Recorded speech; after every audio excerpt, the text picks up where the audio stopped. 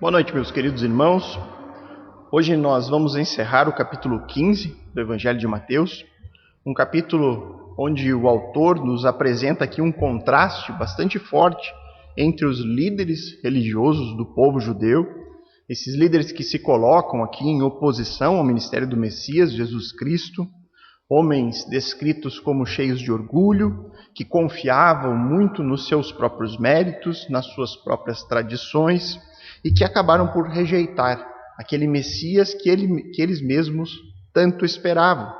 E aí nós temos o contraste entre eles e a postura de uma mulher cananeia, e depois, logo na sequência, a postura de uma multidão gentílica, ou seja, uma multidão de pessoas que não pertencia à nação de Israel e que se colocou ali diante de Cristo, admitindo as suas próprias limitações, confiando que apenas Cristo poderia fornecer o remédio que eles tanto esperavam. Nós temos que lembrar que Jesus, o Messias prometido, ele era esperado pelos israelitas, porque os israelitas eram o povo alvo das profecias, alvo das promessas de Deus, era o povo da aliança.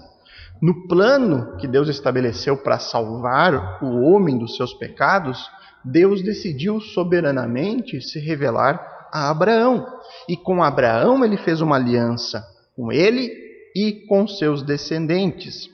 E este era o grande motivo de orgulho para o povo judeu. Eles eram os herdeiros da promessa, os herdeiros da palavra de Deus. O Antigo Testamento foi confiado a eles. Este era o povo escolhido pelo Criador da terra.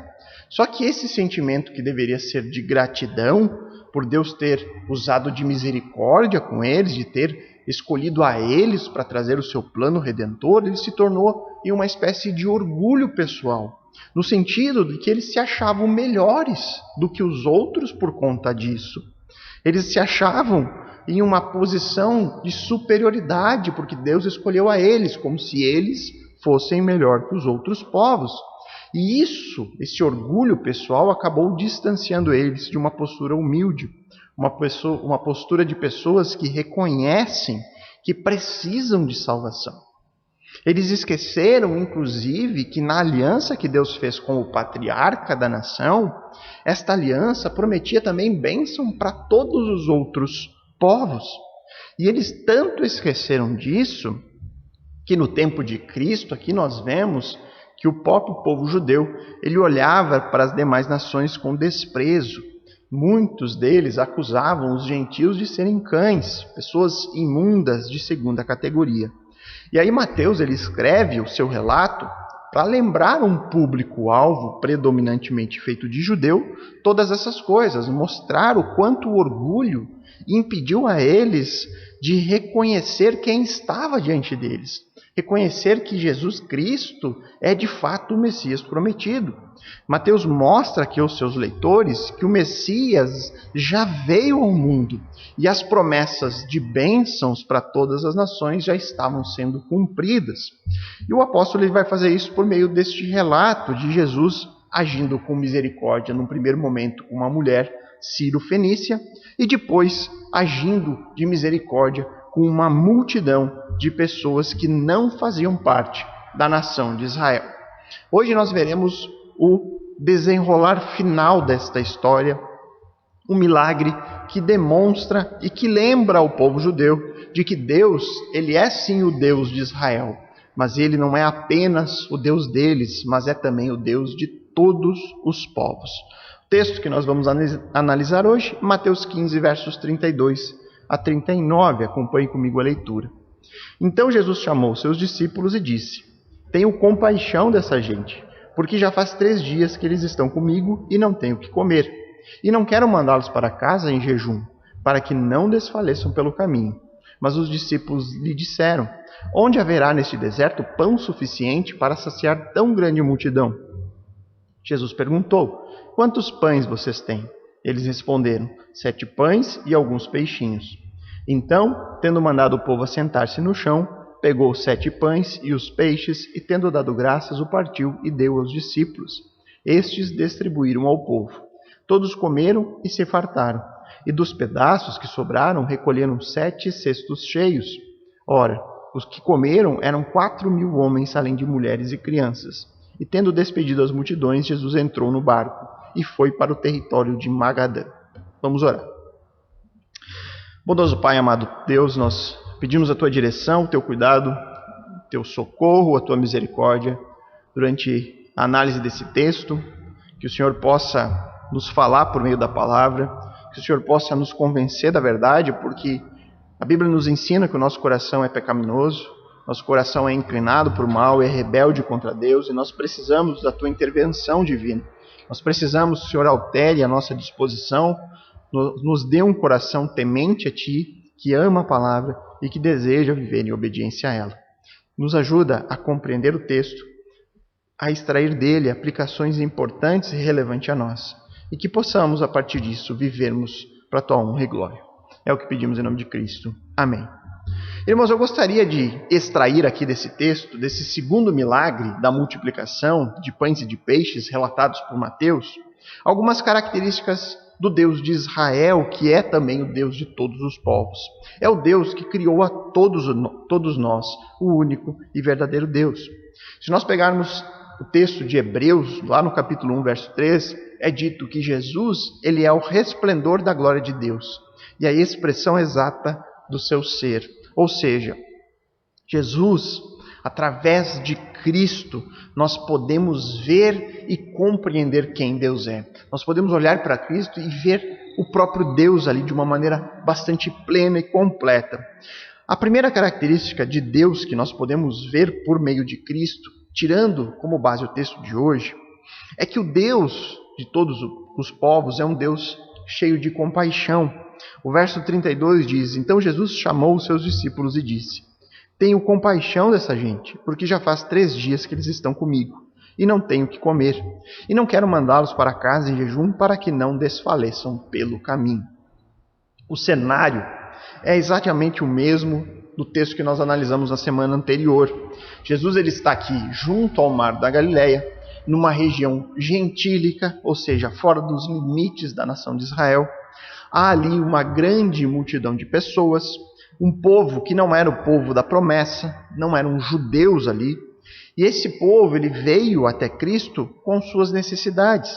Trouxeram coxos, cegos, aleijados, mudos e todo tipo de enfermidades que tinha ali no meio daquele povo. Essa multidão, ao ver Jesus fazendo esses milagres, curando todas essas pessoas, ao ver a autoridade com que Jesus realizava todas essas coisas, eles reconheceram que aquele Jesus Cristo de Nazaré é o Messias que havia sido prometido ao povo judeu. O Messias que viria e que, segundo as profecias, apresentaria estes respectivos sinais que autenticariam a sua chegada. Ao seguirem as evidências, eles perceberam quem estava diante deles, e então, no final do verso 31, é dito que eles glorificaram o Deus de Israel. Eles reconheceram que as profecias estavam sendo cumpridas em Cristo, e particularmente para eles, aquela que mais interessava, a promessa de que um descendente de Abraão traria bênção para todos os povos. Esta promessa estava ali se cumprindo literalmente diante dos seus próprios olhos. Só que, diferentemente do que acontecia em outras oportunidades, este povo ele não se contentou apenas com os milagres.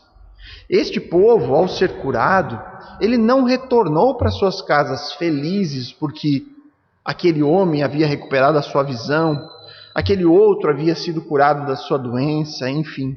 Mas eles permaneceram ali, junto ao Messias. Um povo que não se cansava de ver e de estar junto daquele que é o Salvador dos homens.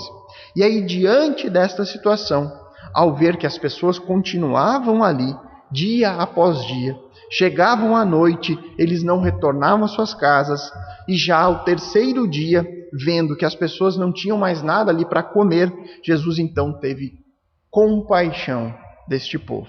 E eu gostaria de destacar 2 informações que são relevantes a nós aqui deste versículo 32. A primeira delas é a diferença do comprometimento deste povo com o Messias, em contraste com os relatos anteriores que mostram o que acontecia com o povo judeu que vinha a Cristo por conta dos milagres. O padrão que nós observamos até este momento no Evangelho de Mateus é um povo interessado naquilo que Jesus tinha para dar. Eles iam atrás de Cristo para receber curas, para receber alimento, mas eles não tinham nenhum interesse, ou muito pouco interesse, na pessoa de Jesus ou nas suas palavras. O que nós temos visto até aqui é um povo judeu com dúvidas sobre Jesus. Será que ele é mesmo o Messias? Inclusive, os líderes religiosos do povo, eles já chegaram à sua própria conclusão de que Jesus não é o cumprimento das promessas messiânicas, mas ele é um homem mentiroso que está sendo ali usado por Satanás para enganar o povo. E aí então este povo judeu, o povo da promessa, da aliança, um povo que permanece agarrado em seu orgulho, rejeitando o Messias que não supria suas falsas expectativas, porque o que eles queriam mesmo era um líder político e militar, eles queriam unicamente era se livrar das garras do Império Romano e não das garras do seu próprio pecado. A visão deles estava totalmente limitada no seu problema, no seu menor dos problemas, que era estar debaixo da tirania romana. Eles apenas conseguiam focar neste ponto das suas dificuldades, mas eles esqueciam que esse menor problema tinha origem em um problema maior, o problema da própria desobediência. Se eles estavam naquela situação, debaixo da soberania romana e não da própria soberania de Israel, é por causa da desobediência deles. O problema era do seu próprio coração, que vivia distante do Senhor. Já o povo gentil, um povo que não tinha nada para se orgulhar, um povo que aqui, através do exemplo da mulher cananeia, reconhece as suas limitações, um povo que recebeu os milagres, mas não se contentou com isso, porque ele permaneceu ali, mesmo sem ter o que comer. Eles ficaram ali unidos ao Messias, atento, à espera de algo maior. Os líderes do judaísmo, ao ver o Messias simples, vestindo roupas simples, ensinando de forma simples, rodeados de alunos simples, no alto do seu orgulho, no alto dos seus próprios méritos, eles rejeitaram aquele que poderia salvá-los. Enquanto que o povo gentil, reconhecendo as suas limitações, ao ver um Messias simples, vestindo roupas igualmente simples, ao falar de uma maneira que eles conseguiam entender, eles se maravilharam com o Messias do qual eles poderiam se identificar. Este povo, ele encontrou um Messias cheio de compaixão. E esta é uma informação muito importante para todos nós. Como é bom saber que nós temos um Salvador que é cheio de compaixão. Deus veio a nós em Cristo para revelar quem Ele é por completo. Um Deus que possui emoções, um Deus que é amor, um Deus que chora, um Deus que olha para o povo carente de auxílio e se compadece dele. Nós não temos um Deus ausente, um Deus inacessível. Em Cristo nós conhecemos um Deus que é perfeitamente bondoso, amoroso, misericordioso e que não mede esforços para salvar. Jesus, ele é o Deus que nos entende. Ele é um Deus que deseja se relacionar conosco, que sente prazer na comunhão, que nos conforta em tempos de dor, que nos encoraja em tempos de dificuldade e que nos exorta em nossos erros. Lá em Hebreus, no capítulo 4, versos 14 e 16, diz assim, que tendo, pois, Jesus, o Filho de Deus, como grande sumo sacerdote que adentrou aos céus, conservemos firmes a nossa confissão. Porque não temos sumo sacerdote que não possa se compadecer das nossas fraquezas. Pelo contrário, ele foi tentado em todas as coisas à nossa semelhança, mas sem pecado. Portanto, aproximemo-nos do trono da graça com confiança, a fim de recebermos misericórdia e encontrarmos graça para ajuda em momento oportuno. Nós não temos um Deus que não possa se compadecer de nós. Pelo contrário, em Cristo, nós temos um Deus que se compadece das nossas fraquezas, que foi tentado à nossa semelhança, porém sem pecado. E é por isso que nós podemos ter confiança nos aproximar de Deus por meio de Cristo. A realidade é que quanto mais nós conhecemos de Cristo, mais próximo nós desejamos estar dele. Quanto mais você compreende o amor de Jesus, quanto mais você compreende a graça da salvação, quando a graça ela se torna palpável a você, mais você amará o Redentor, mais você vai desejar a Ele. O verdadeiro Deus não é uma força cósmica, impessoal, não é um Deus inacessível, não é um Deus incomunicável, um Deus alheio de nós e de nossos problemas. Se nós seguíssemos um Deus assim, nós poderíamos constantemente ficar argumentando: mas Deus nunca me entende, Deus nunca sofreu o que eu estou sofrendo, Deus nunca ficou angustiado como eu estou angustiado, Deus nunca passou fome, Deus nunca teve uma vida simples e sofrida como eu tenho. Deus nunca foi tentado como eu estou sendo tentado. Ou ainda, Deus nunca foi injustiçado como eu fui. Em Cristo, no Deus homem, nós sabemos que sim, Ele passou por tudo isso. Ele nos entende em todos os nossos problemas, angústias, dificuldades ou tentações.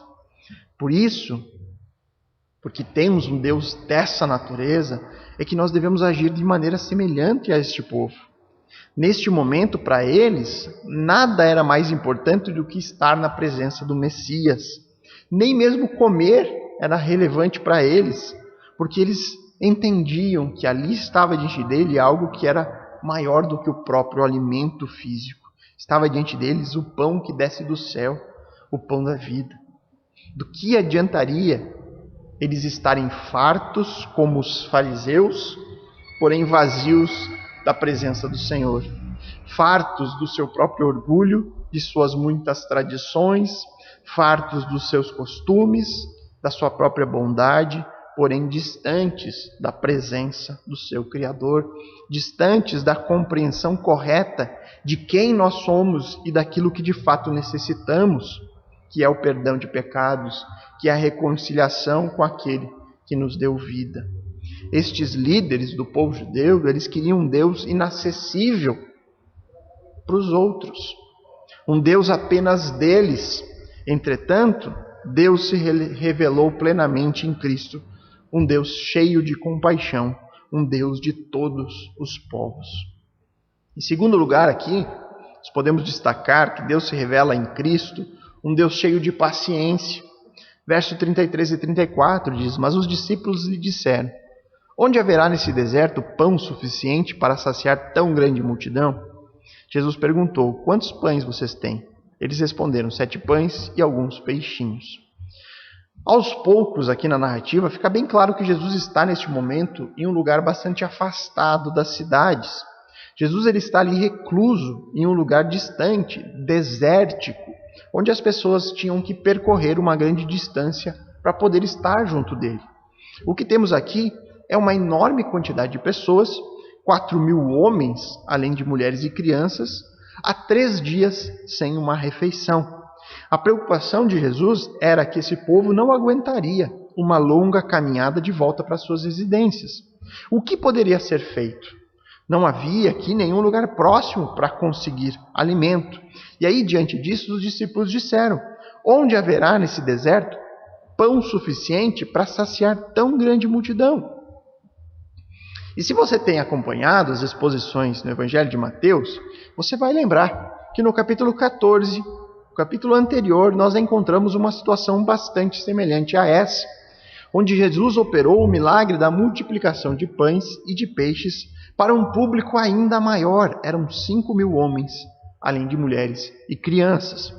Que reação nós esperaríamos dos discípulos diante desta nova situação semelhante àquela? Eu creio que esperaríamos pelo menos um pouco mais de fé. Eu acredito que talvez você esteja até pensando, mas nossa, que homens que não aprendem nada, tantos milagres que eles já presenciaram e ainda estão ali preocupados sobre onde eles vão conseguir alimento. Mas não se assuste com isso. Esta dificuldade no aprendizado será uma constante ao longo de todo o Evangelho de Mateus. Nós veremos ainda mais momentos como esse logo na sequência. Os discípulos tinham grande dificuldade em confiar. Eles tinham uma grande dificuldade em entender quem é que estava ali realmente diante deles. E qual a reação de Jesus diante da dificuldade desses seus alunos? O que nós vemos é um mestre paciente, que não agia com irritação, que não desistiu de ensinar, que continuou o seu trabalho de professor com todo amor e compaixão. E isso revela mais uma faceta de Deus, um Deus que mostra compaixão e paciência. E neste momento, ao ler aqui sobre a atitude dos discípulos, nós podemos acusar muito facilmente a incredulidade deles e até nos indignar com isso. Não é mesmo? Mas, irmãos, quantas vezes em nossa própria caminhada cristã nós não agimos exatamente como eles? Quantas vezes, mesmo conhecendo Deus, conhecendo seus atributos, a sua soberania, o seu cuidado com os seus filhos, mesmo tendo a certeza por meio da palavra da glória futura, mesmo sabendo que nós estamos seguros na salvação que Cristo providenciou, uma salvação que jamais nós podemos perder, quantas vezes ainda neste caminhar nós somos pegos duvidando, somos pegos desanimados, sem esperança? Quantas vezes na nossa caminhada nós não ficamos com medo?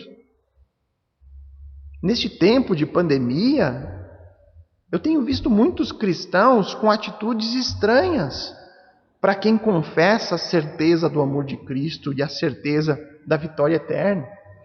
Imaginem o que aconteceria se nós tivéssemos um Deus impaciente e que cada demonstração de fraqueza da nossa parte, de dúvida, de falta de fé nossa, ele reagisse com irritação.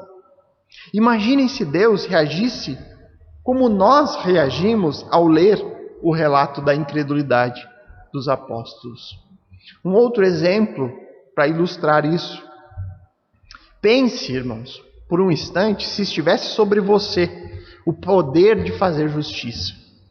E diante do exemplo desta pandemia, você soubesse, como Deus é onisciente, soubesse exatamente quem está mentindo ali, quem está usando esta pandemia para benefício próprio, quem está nem aí para as vidas. Se você soubesse cada um dos políticos que estão agindo de maneira irresponsável, tentando obter vantagem, seja por meio de causar um cenário de pânico, seja por meio de menosprezar a vida, o que você faria? Eu sei o que eu faria. Provavelmente eu esmagaria essas pessoas com a ponta do meu polegar. Mas graças a Deus que eu não tenho esse poder. Graças a Deus que Ele é paciente e imutável, ou seja, Deus não muda por meio das circunstâncias do momento. Deus não age por impulso como nós costumeiramente agimos. Fica aqui também o alerta, irmãos, sobre o cuidado que devemos ter com a incredulidade, com o desânimo. Nós devemos ser humildes, como tratamos na semana passada. Nós devemos reconhecer as nossas limitações e as nossas dificuldades. Nesses dias, onde nós não podemos estar reunidos com toda a congregação, muitas ainda não puderam estar junto com o convívio da igreja, nós devemos vigiar muito nesse tempo, porque é muito fácil desanimarmos. É muito fácil nós acharmos que congregação, o ato de congregar, de estar com os irmãos, nem é tão importante. Eu consigo ser um bom cristão em casa, vendo pregação online. O mesmo pode ocorrer com a nossa rotina de oração, sobre a nossa rotina da leitura da palavra de Deus, meditação e estudo nela. Nós devemos manter uma rotina diária. Muitas vezes nós vamos precisar nos esforçar para isso, ou seja, fazer força literalmente para que a gente não perca esses bons hábitos. Vai haver momentos onde estamos desanimados, onde nós não estamos cheios de vontade de fazer essas coisas, orar e ler a Bíblia. Só que se nós deixarmos o desânimo vencer em um dia, ele ficará mais forte no outro, e ainda mais forte no próximo, e ainda mais no outro, até o ponto que você simplesmente se verá em um momento onde não terá mais nenhuma disciplina espiritual na sua vida. Lembre-se sempre que a santificação é uma obra conjunta. Nós precisamos nos esforçar para isso. Para que você se torne um cristão maduro, um cristão que faz discípulos, um cristão que aconselha biblicamente, que é útil na obra de Cristo neste mundo, você precisará travar batalhas diárias na sua própria vida, ao se manter em comunhão pessoal com Deus e também com os irmãos. E louvado seja o Senhor, que não é de esforço e que não depende da nossa parte no processo da salvação. A salvação depende unicamente daquilo que Cristo já providenciou a nós. E graças a Deus por isso. Graças a Deus porque temos em Cristo a revelação dos maravilhosos atributos de Deus. E esse texto de hoje nos ajuda a enxergar esses atributos. Nós temos aqui um Deus cheio de compaixão e cheio de paciência. E por fim, nós também podemos destacar aqui do texto que nós seguimos a um Deus que satisfaz. Versos 35 a 38 diz assim: Então, tendo mandado o povo sentar-se no chão, pegou os 7 pães e os peixes, e tendo dado graças, o partiu e deu aos discípulos, e estes distribuíram ao povo. Todos comeram e se fartaram, e dos pedaços que sobraram recolheram 7 cestos cheios. Ora, os que comeram eram 4.000 homens, além de mulheres e crianças. O que nós temos aqui é uma repetição de um milagre nas mesmas proporções, de características quase idênticas ao milagre narrado no capítulo 14, ao ponto de que alguns, de maneira errada, erroneamente, sugerem que este milagre estaria sendo recontado uma segunda vez. Seria o mesmo milagre, apenas uma nova visão dos fatos. O milagre aqui envolve uma multidão de pessoas, quase a mesma quantidade do texto do capítulo 14. Lá nós vemos a quantidade de 5.000 homens contados, agora nós temos 4.000 homens, o que pode sugerir aproximadamente 10.000 pessoas ao todo. O milagre aqui envolve o mesmo tipo de alimento, nós temos pães e peixes, envolve a multiplicação sobrenatural desses alimentos depois de uma oração, envolve a distribuição desses alimentos pelos discípulos, envolve pessoas fartas depois da refeição miraculosa e envolve a sobra de uma quantidade grande de alimento. E aqui nessa diferença da quantidade, muitos acabam focando as suas pregações, as suas explicações em querer encontrar algum tipo de sentido nessa diferença de números dos cestos, tentando descobrir o significado dos 12 cestos que sobrou no capítulo 14 e agora 7 cestos que sobram neste capítulo 15. Só que fazer isso, irmãos, é entrar num caminho cinzento, tentar adivinhar algo que na prática não altera em nada para nós a mensagem central desses textos. A única diferença significativa, que é uma diferença fundamental, uma diferença que altera completamente uma história da outra, envolve o público presente, envolve as pessoas que estavam ali e que se fartaram com o alimento providenciado pelo Messias. No capítulo 14, nós temos o Messias que vem do céu alimentando o povo da promessa, o povo da aliança, a nação escolhida. Jesus alimentou naquela oportunidade os israelitas. Praticamente uma repetição do Êxodo, onde Deus alimentou o seu povo no deserto por meio de um alimento que veio do céu. Mas agora, no capítulo 15, nós encontramos o Messias de Israel o libertador prometido por Deus ao seu povo, cumprindo as promessas para todas as nações. Todos os povos estão agora sendo abençoados. Uma multidão de gentios alimentados pelo descendente de Abraão, que, segundo a profecia, viria e abençoaria a todos. O Deus de Israel, agora, por meio desse texto, se comprova o Deus de todos os povos. Jesus não apenas curou este povo das suas enfermidades, eles estavam ali há 3 dias, esperando o que viria em seguir. Eles queriam ver os próximos passos do Messias. E certamente Jesus os abençoou não apenas nas suas necessidades físicas, mas também espirituais. O nosso Deus, o único e verdadeiro Deus, o Deus que se revela, o Deus que vem a nós, o Deus que intervém, o Deus que veio a este mundo em Cristo, Ele é um Deus capaz de satisfazer plenamente todas as nossas necessidades. E quando nós falamos que o nosso Deus é um Deus que nos satisfaz, é sempre necessário fazer algumas ponderações para que a gente não caia no erro, por exemplo, da teologia da prosperidade. A teologia da prosperidade crê em um Deus que existe para atender a todos os nossos desejos e vontades, como uma espécie de gênio da lâmpada, só que um pouquinho melhorado, porque ele não tem limite no número de pedidos. E a primeira consideração que deve ser feita é sobre as nossas necessidades. Dizer que o verdadeiro Deus é um Deus que satisfaz, isso significa dizer que Ele nos dará tudo aquilo que desejamos? E a resposta é claro que não. Por que Deus não nos dará tudo aquilo que nós desejamos? Porque até mesmo os nossos desejos estão contaminados pelo pecado. Os nossos desejos são muitas vezes egoístas, mesquinhos, são produzidos longe do Senhor e da sua santa vontade. E é muito bom saber que Deus não nos dará tudo aquilo que desejamos. Porque se fosse assim, pode ter certeza que a nossa vida seria um completo caos. Por que Deus não concede que todo crente ganhe na Mega Sena? Assim todo crente seria próspero neste mundo. Deus não faz isso por misericórdia.